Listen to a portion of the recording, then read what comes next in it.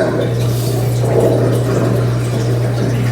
Genesis chapter 8, verses 6 to 22.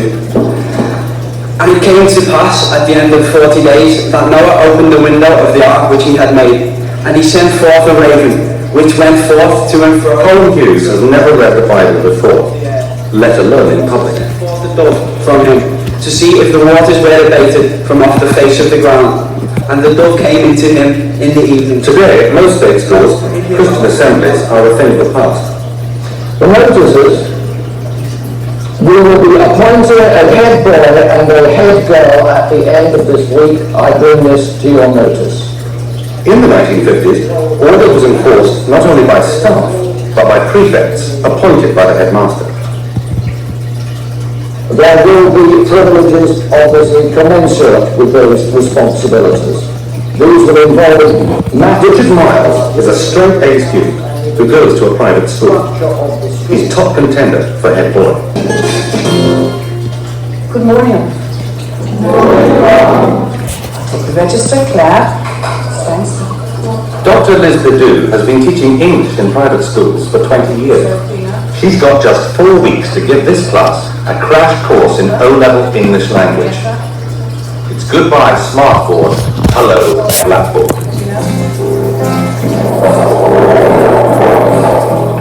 Teaching in the 1950s was characterized by the method called chalk and talk. An English language pupil was drilled in spelling, punctuation, clause analysis, tracing, and the parsing of nouns.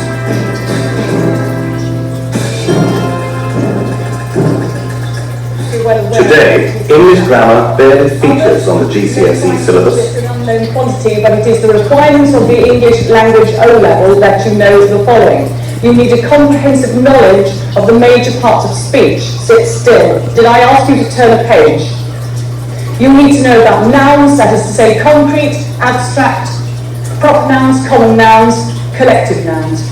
You need to know about adjectives. You need to know the difference between qualitative adjectives, quantitative adjectives, verbs, transitive and intransitive.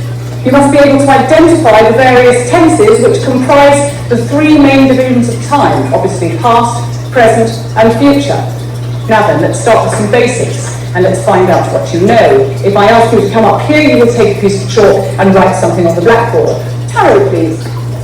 Do come up. Taro, try not to look like you're travelling in a tumble towards the scaffold.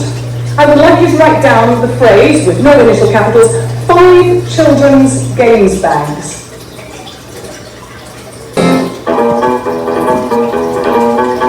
Every day at King's School, the pupils have 8 40-minute lessons, including Latin, Egoese, French, English literature,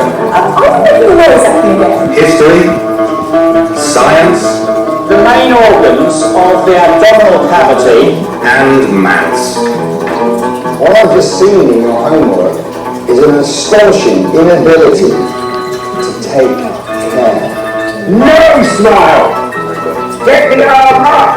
Right. This morning, the kids are getting a taste of PE, 1950s style.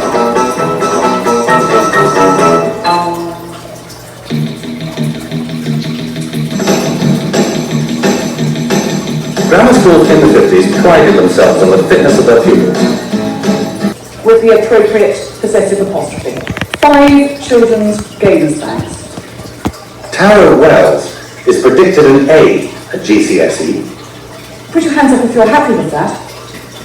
Right, that means that most of you are not. I wish somebody to put a hand up and tell me why you are not happy with it. I don't know, I always wonder actually whether you put the apostrophe before the S or after. Children's age plural. Well, exactly. Well done. Children being plural, put it in the right place now, Taro. I'm now going to investigate your basic knowledge of parts of speech. This is very basic work. I would expect you to do it without fuss and without much deliberation. You should have been taught all these things before you arrived in this class. A black panther and 5 green parrots lurked moodily in the undergrowth. Nicola, please come and underline with a squiggly line the qualitative adjective. The qualitative adjective. Nicola Greenhouse goes to a private school.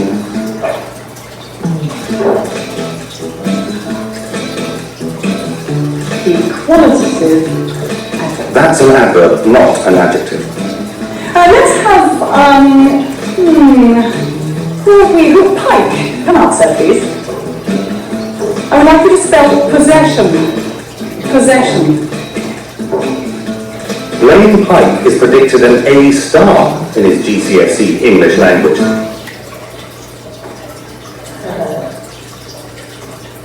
Could you rewrite the other version, please, beneath that one? This is one of the most commonly misspelt words.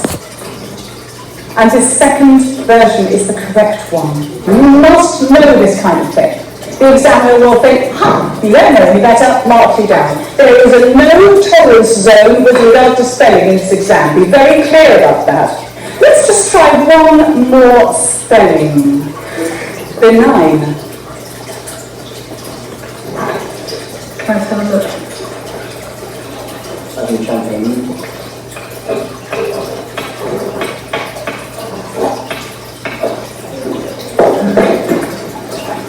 Everybody happy? Yes, well done. Well, I wish to talk to you about this paper. I will give it out face down. You do not touch it.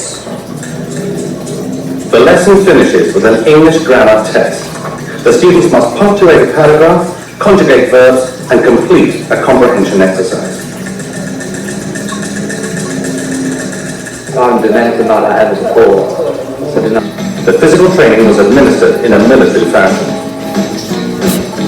Children of today spend an average of 17 hours a week watching television, whereas a 50s teenager spent the same amount of time working off those spam fritters. Flabby kids were largely unknown in the 50s. Now 1 in 5 kids is overweight. Come on, everybody!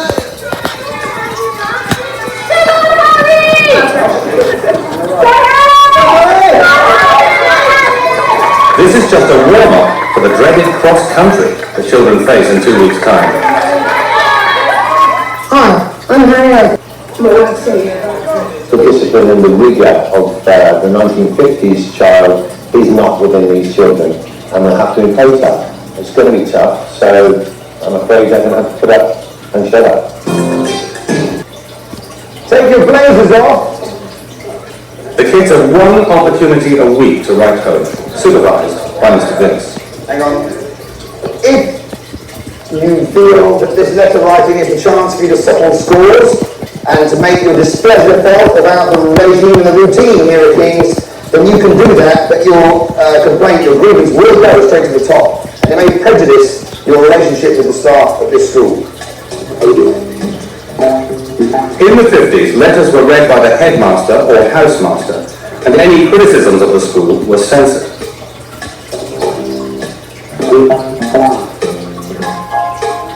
The pupils have been out of contact with the outside world for 5 days, an eternity for kids who are used to being in constant communication. Nowadays, most teenagers use email and text messaging, and some of these kids have never handwritten a letter before. Love you loads, miss you loads, from Miss Conical. PPPS, haven't resorted to violence yet.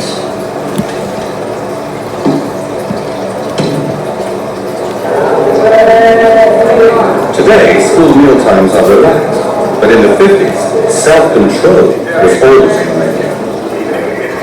Something Andy Warren finds particularly difficult.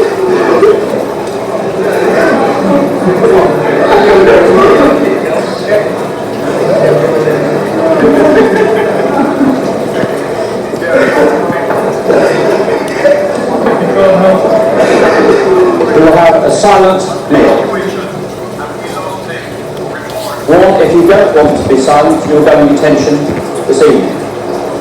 Don't be stupid.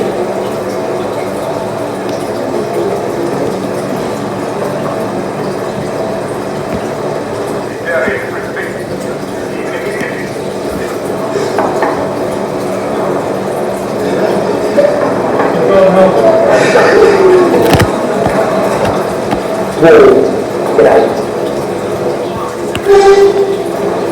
is an hour of your free time.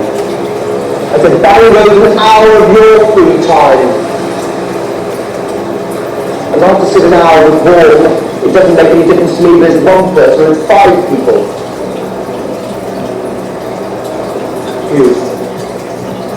You can't cope with it either. Stand outside. If we have to weed out every idiot and blockhead from this room, we will do just that. Please, Julie, come and face them all over here. And it was because you were talking, in case you hadn't noticed, when we had a silent meal, didn't seem to mean anything to you. Get to the party now, and if you think I'm joking, let's try. Come on, you! Mr. Ward was supervising detention and missed lunch. He's not a happy man. I'm not an infant school! This is a secondary school! You can't control yourselves. Something may have been funny to begin with, then of course, once you've been sent out, that is the red light. That has finished. Right, Miles. Joe. I know what Joe is for. I know what it's for. What are you doing with it? I was keeping it to make sure my hair went. Knowing full well it was in contravention of the rules of the school. I did not know that it was in contravention of the rules of the school. Like, this is the fact we were allowed brewery, which is also a modern. Don't tell me what brewery is. You've got your facts wrong.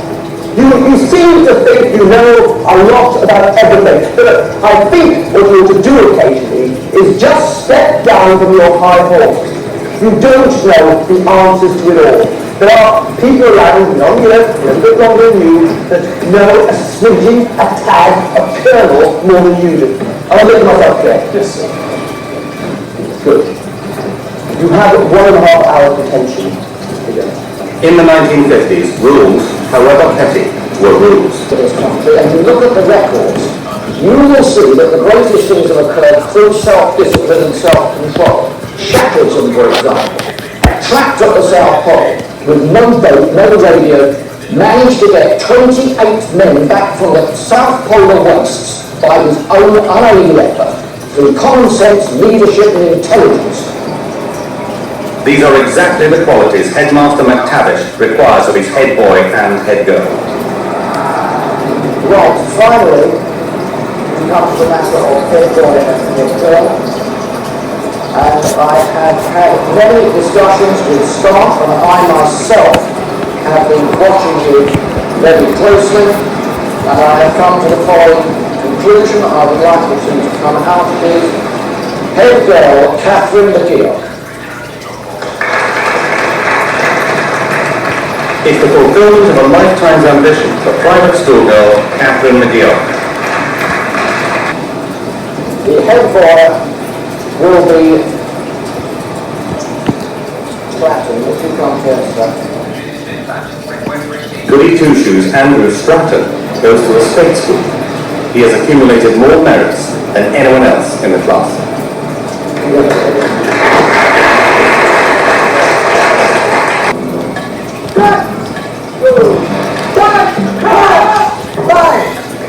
Another way of instilling leadership was the combined cadet force, a key part of many grammar school boys' education.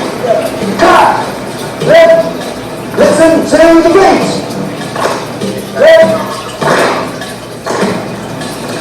Maths teacher Mr. Vince has to whip his new recruits in shape for a big parade in 2 weeks.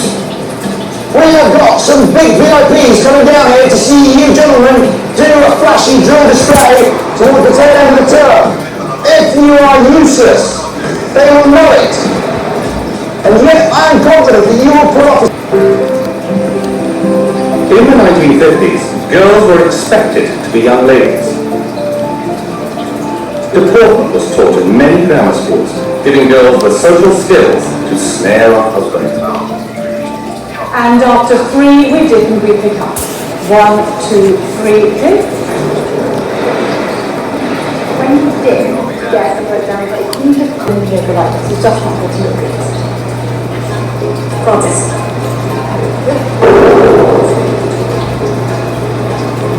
think you have yourself together. I never thought there was so much fun in thought.